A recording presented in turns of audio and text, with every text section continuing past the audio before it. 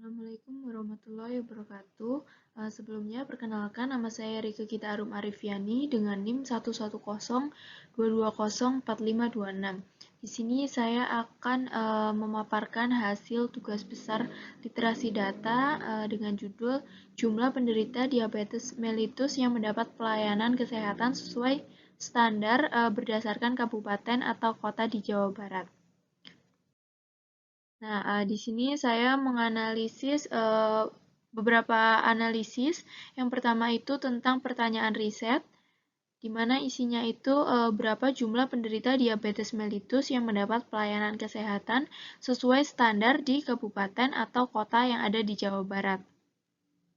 Yang kedua itu apa yang menjadi faktor penderita diabetes mellitus yang mendapatkan pelayanan sesuai standar di beberapa kabupaten atau kota yang ada di Jawa Barat yang masih mencapai angka 0.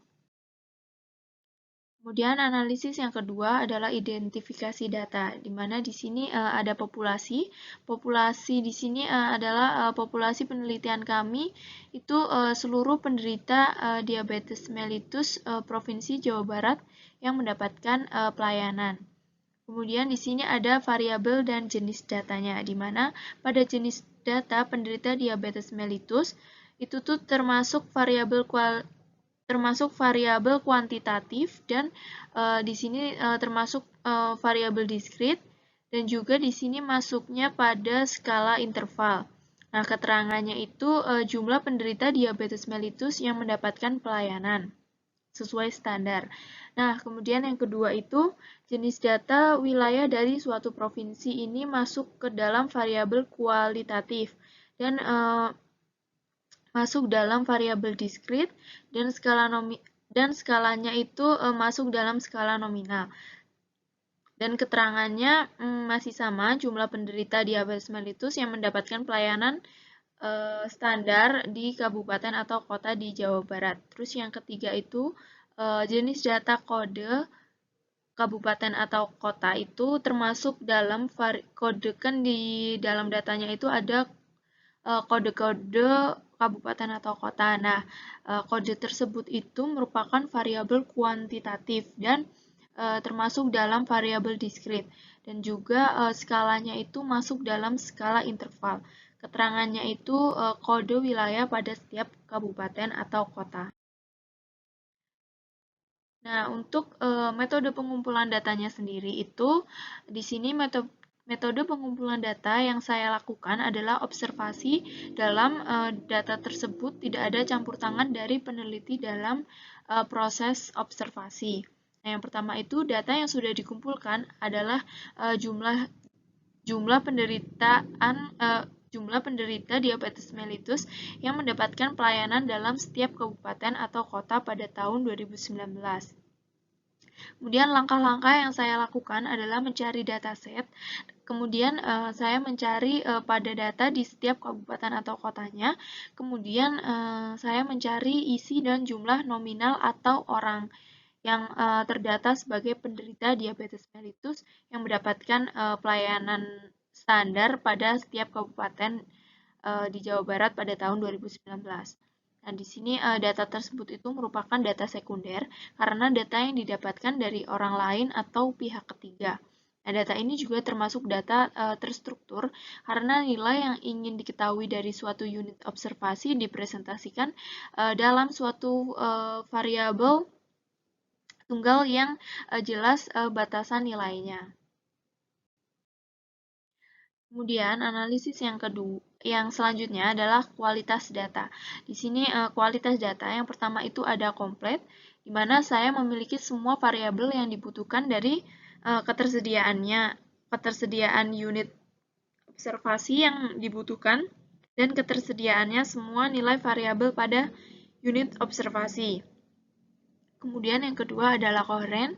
Koheren ini data yang saya miliki konsisten dan sesuai dengan logika. Data yang sudah saya dapatkan valid dan terpercaya karena didukung dengan adanya observasi yang dilakukan oleh peneliti. Kemudian yang ketiga, correct, di mana data yang saya dapatkan sudah benar, di mana saya mengambil data dari Open Data Jawa Barat, di mana web itu sudah terpercaya dan valid karena sudah dilakukan observasi oleh peneliti. Kemudian yang terakhir ada accountability. Di sini data ini dapat dipertanggungjawabkan oleh lembaga negara, khususnya Provinsi Jawa Barat, dan peneliti yang melakukan observasi. Selanjutnya ada eksplorasi data, di mana dalam mengumpulkan data ini saya menggunakan metode grafis, di mana dapat mempresentasikan data yang telah dikumpulkan Nah, dalam metode grafis ini saya menggunakan bar chart. Berikut saya tampilkan beberapa sampel data yang telah ditampilkan dalam metode grafis dalam membentuk bar chart. Di sini ada 10 kabupaten dengan setiap kabupatennya ini jumlah orang yang mendapat pelayanan standar itu berbeda-beda. Nah, selanjutnya ada analisis dan interpretasi data, di mana di sini saya uji statistiknya yang saya gunakan adalah uji T. Nah, untuk melakukan uji T ada beberapa langkah.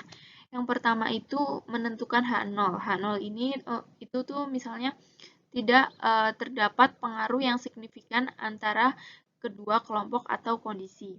Terus H-nya itu terdapat pengaruh yang signifikan antara kedua kelompok atau kondisi.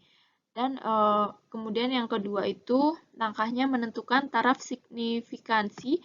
Taraf signifikansi ini yang umum digunakan sebesar 5% atau 0,05. Kemudian langkah yang ketiga adalah menentukan nilai T, di mana T hitung melihat T hitung itu dan membandingkannya dengan T tabel.